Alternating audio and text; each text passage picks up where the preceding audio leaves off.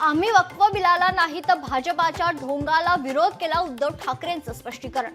भाजपला हिंदुत्वाचा कळवळा असेल तर झेंड्यातील हिरवा रंग काढण्याचंही दिलं आव्हान. काँग्रेसचा दबाव नाही तर एनडीएत असतो तरी तीच भूमिका, उद्धव ठाकरेंचं वक्फ विधेयकावर स्पष्टीकरण.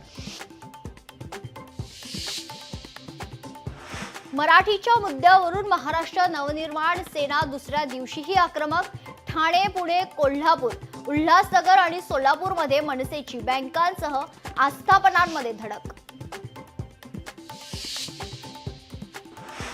मराठीत बोलायचं असा काही नियम नाही, मराठी बोलण्यावरून वाहतूक पोलिसाने महिलेला सुनावले. गोरेगावमधील घटनेचा व्हिडिओ सोशल मीडियावर व्हायरल.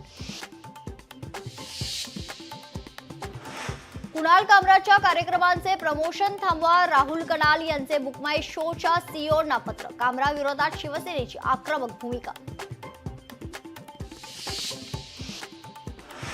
सेलिब्रिटीची हत्या करण्यासाठी आलेल्या 5 जणांना अंधेरीतून अटक. मुंबई गुन्हे शाखेची मोठी कारवाई. आरोपी बिष्टोई गँगशी संबंधित असल्याची शक्यता.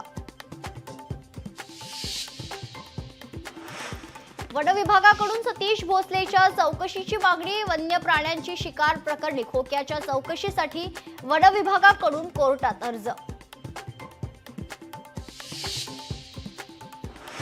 दहिसर एक्सर मधील नवागाव येथील बीएमसीच्या 7 एकर भूखंडावर काही विकासकांचा डोळा. अनधिकृत सर्वेक्षणालाही सुरुवात. बीएमसीचं दुर्लक्ष. राज्यात पुढील 5 दिवस अवकाळीसह गारपिटीची शक्यता. हवामान विभागाचा इशारा. शेतकऱ्यांची चिंता वाढली.